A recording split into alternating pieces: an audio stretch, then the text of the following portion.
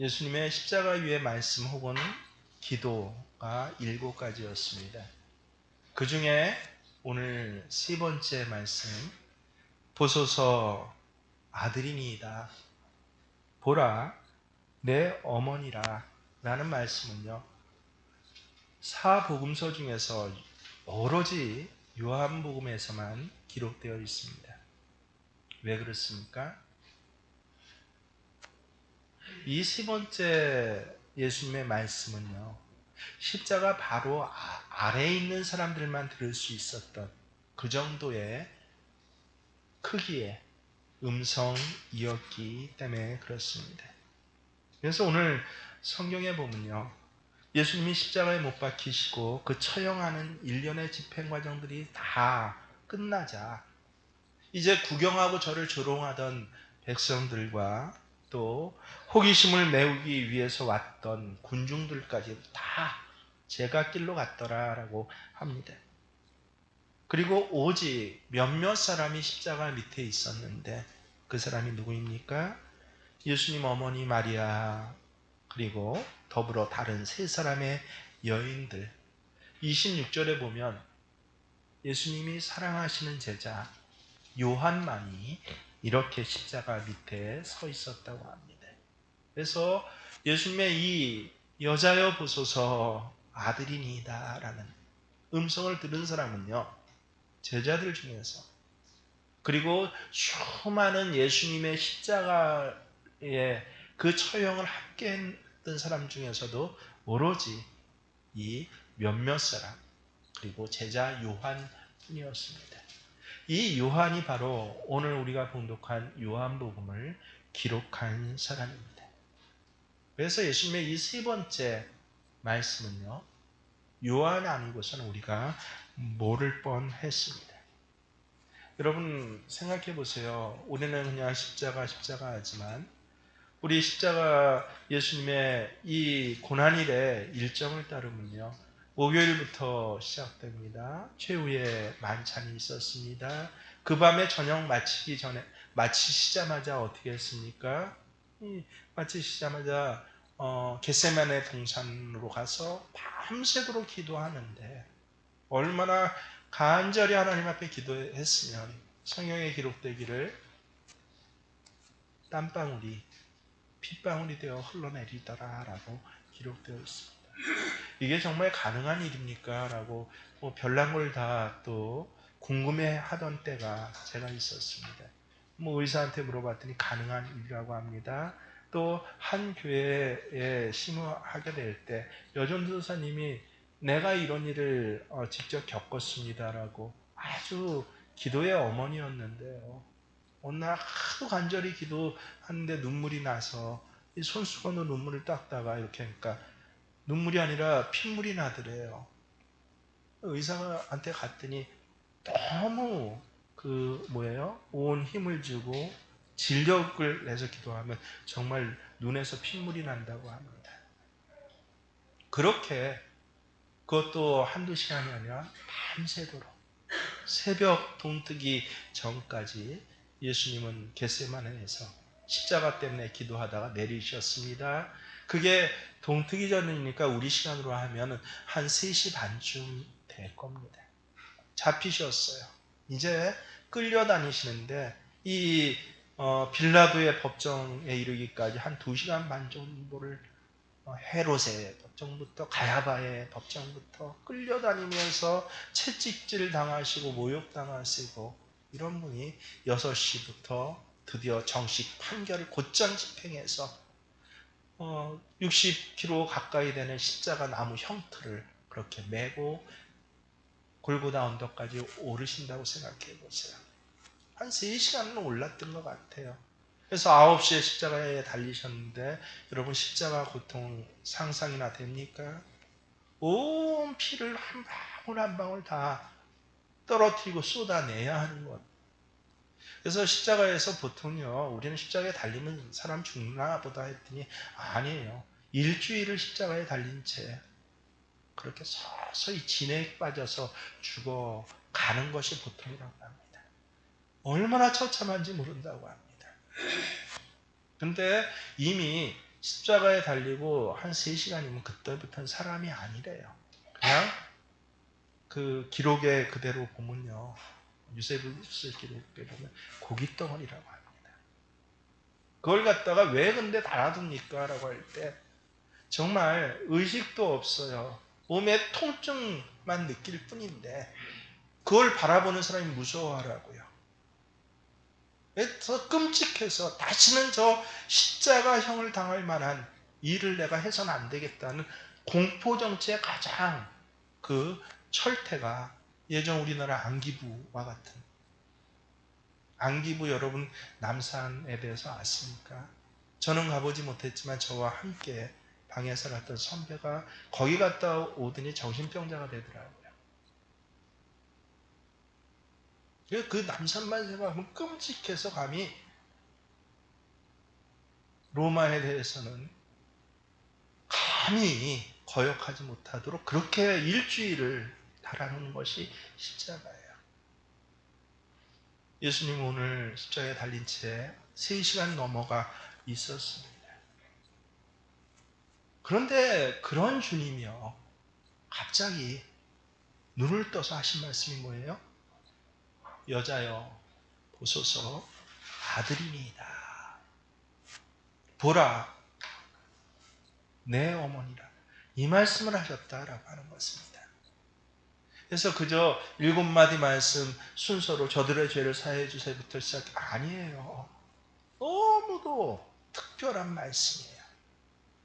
왜 예수님은 그 의식도 없어져 가는 그 순간에, 그렇게 모든 처절한 고통의 그 극점에 있는 그 순간에 갑자기 눈을 떠서, 큰 소리도 아니었을 것입니다. 분명히 그렇죠. 그렇게 진 액이 빠진 분이 무슨 큰 소리를 냅니까? 그저 밑에 있는 사람만 들릴 법한 아주 작은 소리로 이 어머니와 요한을 부른 것입니다. 성경을 꼭 보고 보니 나중에야 제가 또 결혼을 하고 아비가 되고 어미 된 아내와 함께 살다 보니까 나중에야 이해가 되더라고요. 오늘 보면 바로 앞에 보면요, 요한복음 19장 23절 24절을 봤더니 알겠어요. 뭐라고 나옵니까? 군인들이 예수를 십자가에 못 박고 그의 옷을 취하여 내 깃에 나눠 각각 한 깃씩 얻고 속옷도 취하니 이 속옷은 호지 아니하고 위에서부터 통으로 짠 것이라. 군인들이 서로 말하되 이것을 찢지 말고 누가 얻나 제비 뽑자 하니 이는 성경에 그들이 내 옷을 나누고 내 옷을 제비 뽑나이다 한 것을 응하게 하려 함이라. 예수님 십자가에서 그 모진 고난으로 이제 의식조차 없어져 가고 있을 때 그 밑에서 군인들이 뭐 했다고 합니까? 예수님 옷을 가지고 나눠가지고 제비 뽑았대요. 여러분, 이 4명이 나눴다는 것은 4조각 쪼갔던 게 아니라 유대인들의 옷은 대략 보통 5피스로 이루어져 있습니다. 여러분 지금 몇 피스 입었어요? 저는 하나, 둘, 셋, 넷, 요거까지 피스로 치면 저도 5피스 입었습니다. 그렇게 해요. 그래서 4피스는 하나씩, 4명이었으니까 하나씩 나눠가졌는데 마지막 하나 남은 게 속옷, 통으로 짠 속옷이에요. 그래서 야, 이거는 누가 가질 거야? 우리 하나씩 가질 가위바위보 하자라고 하듯이 제비 뽑으면서 희낙낙거리고 있었다는 것이에요. 근데 유대 일반적으로 이 속옷 통옷은 누가 지어줍니까? 어머니가 지어줍니다. 예수님 3년 전에 공생에 시작하시면서 회개하라 하나님 나라 가까이 왔다라고 광야로 나가실 때 그때 어머니 마리아가 예수님 속옷 통옷을 지어주신 것이에요. 오늘 예수님은 십자가 위에서 우리 사진이나 그림 보면 그래도 중요한 민망한 부분은 가리개는 아니에요. 다 벗겨놓고, 왜냐하면 모욕을 주기 위해서. 그래서 그 나머지 속옷 하나가 있는데 그 속옷을 군인들이 희닥거리면서 거기서 야 누가 가질래 하면서 가위바위보 하지 뭐 하지 제비 뽑아보자 하고 하는 것을, 그 속옷을 누가 보고 있었어요? 어머니 마리아가 직접 그 장면을 보고 있었던 것이에요. 여러분, 이 아들 예수가 어떤 아들입니까? 처녀의 몸으로 천사의 수태고지를 통해서 낳은 아들입니다. 천사가 직접 나타나서 그래서 복 있는 여인이여라고 하면서 네가 아이를 낳을 것인데 처녀가요. 근데 그 아이의 이름을 예수라고 하라고까지 그렇게 이름까지 가르쳐준 천사의 음성이 그때 마리아의 두려움과 한편의 감격이 아직 가슴에 남아있지 않습니까? 하지만 천하의 몸으로 그 후 임신하고 나서 그의 그 끔찍했던 멸시와 모독과 고난의 날들, 그것도 아주 생생할 것입니다. 어린 핏덩이를 방에서 아이를 낳을 수 없어서 짐승의 우리에서 말 먹이통에 아이를 낳아야 했던 가슴 아픈 기억이 있습니다. 비록 저 멀리 동방박사들이 와서 이 아이가 왕의 왕이라고 경배를 했지만, 그래서 마음 한구석에선 뿌듯하기도 했지만 그 뿌듯함을 느낄 사이도 없이 헤롯의 칼날을 피해서 애굽으로 황망하게 도망하며 저는 3개월 된 아이를 갖다가 안고서 새벽기도 드리기 시작했지만 이제 낳은 지 하루밖에 안 된 아이를 안고 저 애굽 남의 나라로 피난길을 떠나야 했던 여인이 바로 이 어미였습니다. 남편 요셉이 일찍 세상을 떠났어요. 그래서 요셉의 이름조차 동네 사람들은 잊어버리고, 그래서 예수를 누구 아들이라고 그래요? 성경에는 언제나 마리아의 아들이라고 합니다. 마리아에겐 아들이자 든든한 남편과 같은 사람이었고, 집안의 생계를 돌보느라 어렸을 때부터 목수의 일을 불평 한마디 없이 그렇게 어머니의 든든한 후원자가 되어서 동생들까지 챙기는 아들이 바로 이 아들 아니었습니까? 근데 나이 30이 돼서 이 아들이 갑자기 하나님 나라를 이루어야 한다라고 하면서도 가출을 해버리는 것입니다. 그럴 때에도 마리아는 생각했어요. 이 아들은 하나님께서 내게 직접 주신 아들이고 메시아라고 했어. 자기 민족을 구원하는 아들이라고 했어. 집도 나서 서운하긴 하지만 설마 이 아들에게 이렇게 끔찍한 일이 일어날 것은 상상도 못했을 것입니다. 절대로 이 아들에게 나쁜 일이 일어날 수는 없어. 하나님이 저를 도우셔라고 그렇게 믿어왔어요. 그녀는 특별한 사람이 아니었습니다. 경건했지만 그녀는 평범한 여인에 불과했습니다. 그런 평범한 여인 앞에 아들은 십자가에서 고깃덩이처럼 죽어가고, 이 아들에게 남겨진 자기의 마지막 흔적, 이 통마저 로마 병정들의 장난감이 되어서 누리개로 전락하고 있는 그것을 보는 마리아의 심정을 한번 생각해 보세요. 그래서 저는 예수님이 그것을 아셨던 것 같아요. 힘겹게 다시 한번 눈을 뜨시고 말씀하십니다. 자기 어머니에게 말씀하시되 여자여 보소서 아들이니다 하시고. 여러분, 예수님이 왜 어머니라고 부르지 않고 여자여 불렀냐고, 우리 감성에는 또 이거 불효다 무례하다 별말이 다 많습니다만은 여자여 그러시고 군아이예요. 군아이는 최고의 여왕에게 불러드린 존칭입니다. 실제 사례로 역사서에 보면 누구죠? 그 옥타비우스가 나중에 아우구스투스 황제가 되죠. 로마의 카이사르의 아들, 두 번째 황제가 되는데, 근데 이 제일 예쁜 에집트 여왕이 누구죠? 클레오파트라를 처음 보았을 때 이 아우구스투스가 한 말이 역사서에 기록되어 있는데 뭐라고 기록되어 있는 줄 아세요? 군아이라고 기록되어 있어요. 여자시여라고 최고의 그런 존칭을 어머니에게 붙여드린 겁니다. 그게 현대 성서학 연구를 통해서 밝혀졌고 참 대단한 성과다. 이제 예수님 불효자식이다라고 그렇게 시비 걸 사람 없겠다라고 안심하기는 하는데, 근데 저는 그것만이지 않다라고 생각을 합니다. 예수님이 이 어미를 아셨어요. 자, 이 어미가 어떤 생활을 살아왔는지, 지금 이 자리에 어떤 심정으로 자기를 쳐다보고 있는지를 아셨어요. 이미 슬픔이 본물처럼 가득 차서 혼웃기는 마리아에게 만약에 예수님이 어머니라고 했으면 마리아는 어떻게 됐을까요? 참고 참았던 그 아픔이 한꺼번에 터져 버렸을 것입니다.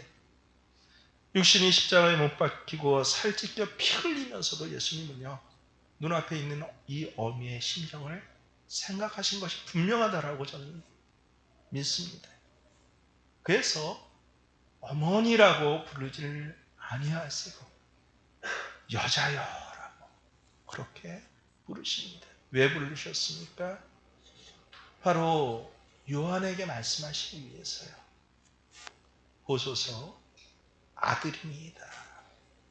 이 어머니의 나머지의 삶을 부탁하시는 것입니다. 뿐만 아니라 여러분, 요한은 배신자예요. 마태복음에 보면 어떻습니까? 분명히 나와 있어요. 제자들이 예수를 다 버리고 도망하니라. 예수님 잡힐 때요. 더구나 마가복음이 한 14장쯤에 나올 마가복음을 보면요, 사랑하시던 그 제자는 요한을 가르치거든요. 요한은 어떻게 했더라? 아니, 잠결에 사람들이 잡으러 오니까 혼이불을 쓰고 나왔다가 얼마나 무서웠으면 예수님 붙잡혀 갔는데 그 혼이불마저 벗어버리고 어떻게 했다고 합니까? 벌거벗은 채로 도망하더라. 근데 그 요한이, 도망자 요한이요, 언제인지 모르겠는데 그래서 요한복음이 너무 귀해요. 그 도망했던 자리에서 베드로는 어떻게 합니까? 난 예수 죽고도 배신하지 않겠습니다라고 아예 그냥 고개를 흔들면서 작정했던 자가 이제는 아예 3번이나 예수를 저주하면서 나 예수 따위는 몰라라고 그렇게 부인하고 완전히 다른 데로 다 도망갔어요. 심지어 가룟 유다는 뭐였겠습니까? 예수를 팔아먹었습니다. 그런데 그 제자 요한만은 다시, 언제인지 모르겠는데 오늘 요한복음 19장에 봤더니 십자가 밑에 서 있었더라라고 하는 것이에요. 그 요한이요, 배신자였지만 이제 마지막으로 다른 제자들 다 도망한 후에 예수님의 가장 개인적인, 공적이 아니라 개인적인 가장 간절한 소원, 이 어머니를 요한에게 부탁하게 되는 것입니다. 요한은 이때 맡은 사명을요, 끝까지 감당합니다. 실제로요. 12제자 중에서 제일 오래 산 사람이 누군지 아세요? 사도 요한이에요. 100살이 넘게 살았습니다. 왜 100살이 넘게 살았을까? 하나님께서 이 어미 마리아와 예수의 그 가족들에 대해서 특별히 책임을 주신 것 같고, 그리고 나와 있는 여러 역사서에 의하면요, 요한은 이 예루살렘 교회 수장으로 있다가 이제 다 죽고 자기밖에 안 남자, 교회에서 제일 초대교회 여러 교회의 제일 어른이 되는데 에베소로 옮겨가서 에베소에서 한 20년 30년을 목회하게 되는데요, 이 에베소에까지 이 어머니를, 저 예루살렘부터 에베소면 그 거리가 어디입니까? 모시고 가서 평생을 이 어미 마리아 돌아가실 때까지 봉양했다라고 그렇게 기록에 나오고, 지금도 성지순례 가보면 에베소예요, 요한이 어미 마리아를 봉양했던 집이라고 해서 집터가 그렇게 남아 있습니다. 오늘 여러분에게 드릴 말씀은 이겁니다. 다 배반했어요. 다 도망갔어요. 요한도 어쩜 더 수치스럽게 벌거벗었고 맨몸으로 무서워서 도망했던 요한이, 이 사도 요한이 어떻게 예수님 십자가 밑에 그 작은 음성, 하지만 너무도 귀한 음성이자 기도를 들을 수 있었을까? 돌아왔기 때문이죠. 오늘날 예수 잡히는 것과 같은 황망한 일들이 교회와 우리의 신앙에 많이 일어납니다. 어떤 사람은 무서워서 도망하고요. 어떤 사람은 구경꾼으로 지켜보다가 고개를 흔들면서 내가 그럴 줄 알았어 라고 하고 한 걸음 다 나가서 네가 하나님 아들이라면 거기서 뛰어내려봐. 내가 그럼 인정해 줄게 라고 심지어 조롱하고 비난하기도 합니다. 세상 사람들이 그럴까요? 아니, 예수 믿는 제자들조차 그렇고 팔아먹기도 하는 이 시대에 우리는 와 있습니다. 십자가를 바라보면서 아무 감동이 없어요. 아무 느낌이 없어요. 특세한다 뭐한다 하면 행사련이라고 생각하고 나한테 조금이라도 귀찮거나 조금이라도 뭐 내가 다르게 움직여야 되는 조정해야 할 것이 있다라고 한다면 그건 용납하지 못하겠어. 하라지라고 자기나 구원해보라지라고 하는 것이 지금 이 시대 아닙니까? 정말 우리는 십자가 밑까지 왔어요, 여러분. 근데 거기서 어떻게 요한은 돌아왔을까요? 비밀은요, 예수님 사랑 많이 받았던 사람이에요. 그래서 요한복음뿐만 아니라 다른 마가복음에도 보면요, 요한을 가르칠 땐 늘 뭐라 그래요? 예수님이 사랑하시던 그 제자가로 나와 있습니다. 참 놀라워요. 그래서 요한은 예수님의 사랑의 제자예요. 그리고 실제 요한은요, 사랑의 사도라고 불려집니다. 그런데 요한이 정말 사랑의 사도일까요? 아니요. 여러분, 마태복음에 보면 예수님이 사마리아 한 성읍에 들어갔다가 사마리아 성읍의 사람들이, 그 성사람들이 예수님을 조롱하고 배척하자 이 야고보와 요한이 어떻게 하니, 뭐라고 하는지 기록되어 있어. 뭐라고 해요? 예수님, 하늘에서 벼락을 내리셔서 이 성읍에 있는 사람들 다 불터 죽게 해주세요. 야, 대단한 성정의 사람이죠. 어쩌면 잔인한 성품을 가진 사람이에요. 사랑의 사도 아니에요. 근데 훗날 요한은 사랑의 사도로 정말 변합니다.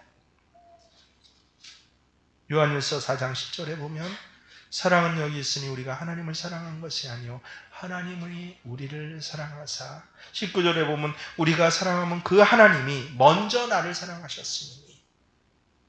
그래서 이런 대단한 격정의 사람이 어떻게 사명자 아닌 사랑의 사람으로 그렇게 먼저 불릴 수 있었을까? 예수님 사랑 많이 받았어요. 여러분도 예수님 사랑 많이 받으실 수 있길 주의 이름으로 축원합니다. 예수님 사랑 많이 받으려면 어떻게 해야 돼요? 예수님 곁에 있어야 많이 받죠. 아니면 그냥 군중이에요. 평생 신앙생활을 해도 군중입니다. 아무리 많이 봉사하고 헌신해도 그는 그냥 군중이요, 무리예요. 교회 생활에 대해서는 잘 알고 또 여러 가지 행사에 대해서는 난 뭐 안 들어도 잘 알아. 하지만 그는 군중입니다. 먼저는 예수님 사랑을 많이 받아야 돼요. 예수님 앞에 엎드려서, 마리아와 같이 엎드려서 받는 것이 예수의 사랑이지 저 멀리서 받는 것이 예수의 사랑 아닙니다. 두 번째는요, 이 사랑에 응답이 있어야 가능한 일이에요. 아까도 말씀하셨지만 다 돌아갔지만요. 그랬지만 어떻게 했어요? 그는 다시 돌아왔습니다. 이게 바로 사랑의 응답입니다. 주님의 사랑을 많이 받으니 그 다음부터 일어나는 변화가 뭐예요? 이 받은 사랑에 응답하는 변화가 하나씩 일어납니다. 그래서 격정의 사도, 사람들 다 불태워 죽여버리세요라고 했던 이 잔인한 사람이 사랑의 사도로 하나하나 변하는 것이에요. 요한만 변했나요? 여러분, 놀랍게도 베드로도 변합니다. 비록 예수님 십자가 지실 땐 도망했지만 나중에 베드로 뭐라고 고백합니까? 내가 주님을 얼마나 사랑하신지 주님이 아시나이다. 이 모든 것보다 사실은 내가 주님을 사랑했어야 하고 그 사랑에 응답하는 사람으로 변합니다. 그래서 12사도 모두 주님의 사랑에 응답, 딱 한 사람 빼고 누구예요? 바로 유다예요. 유다는 안 그랬어요. 그래서 결국은 어떻게 했어요? 같은 제자인데 뭐 유다가 특별히 잘못한 거 없잖아요. 다른 사람 제자에 비해 보면 예수님 뭐 돈 받고 팔아먹었다. 예수님 나 잘못했어요 하고 돌아올 수 있었는데 변화가 없으니까 어떻게 했어요? 유다 이후로는요, 인류 역사상에 이 헬라어를 근간으로 언어로 쓰는 이 나라 중에 어떤 사람도 유다라는 말을 갖다가 이름으로 짓지 않습니다. 가장 저주받은 자예요.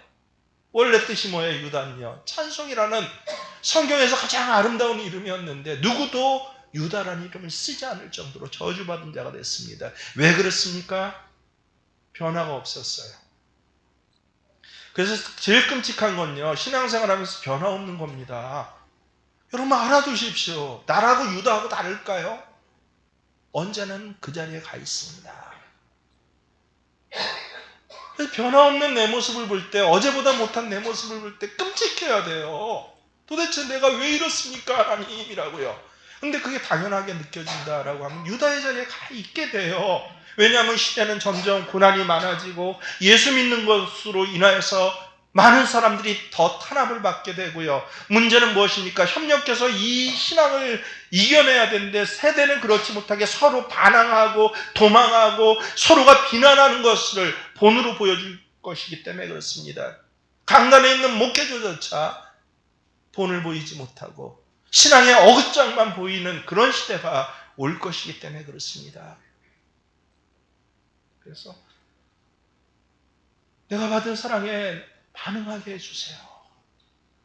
변화가 되게 해주세요. 나는 이 고백이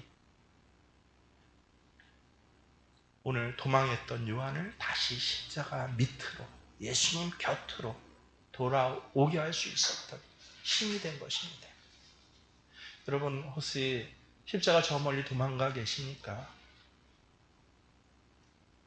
뭐 요 정도면 됐어 라고 교양 삼아서 혹 안 나가면 벌 받을까 봐 거기에서 꺼림칙해서 나 하는 그 알량한 헌신과 봉사를 가지고 남보다는 내가 나으니까라고 그래서 저 벌거벗고 도망한 요한보다는 그냥 몰래 도망한 내가 낫지라고 그렇게 십자가 앞에 서 계십니까? 아니에요. 한 걸음 한 걸음 이 두 지간의 기간을 통하여서 십자가 밑에 요한처럼 가슴을 부여잡고 내 부끄러움을 부여잡고 내 두려움을 부여잡고 한 걸음 한 걸음 나오실 수 있는 저와 여러분이 되신 주의 이름을 축원합니다. 그렇습니다. 찬송가의 가사가 내 신앙의 고백입니다. 고백하며 갈보리 십자가와 점점 멀어지는 삶의 자리 때로는 그것이 두려웠지만 이제는 마치 당연한 것처럼 스펄전 목사님이 어느 날 교회에서 펑펑 울며 십자가를 바라봐도 내 마음에 아무 감동이 없어서 운다고 그렇게 한 고백조차 이제 그냥 남이 한 예와 같이 들렸던 우리의 삶의 자리 또 우리의 심정을 이 시간 성령께서 깨우쳐 주셔서 이렇게 살아가서는 안 됩니다라고 하나님의 사랑을 받은 나는 절대 이렇게 살 수 없는 사람입니다라고 고백하는 한 주간이 될 수 있도록 주님 도와주시옵시고 저 멀리 도망했던 자리에서 이 사순절의 나머지의 시간 가운데 한 걸음 한 걸음 가슴을 부여잡고 주의 십자가 앞에 나올 수 있는 새생명교회 모든 예배자 부족한 종이 되게 하여 주시옵소서. 이 모든 일에 감사를 드리며 예수님의 이름으로 기도드리면서 성부와 성자와 성령의 이름으로 간절히 축원하옵나이다.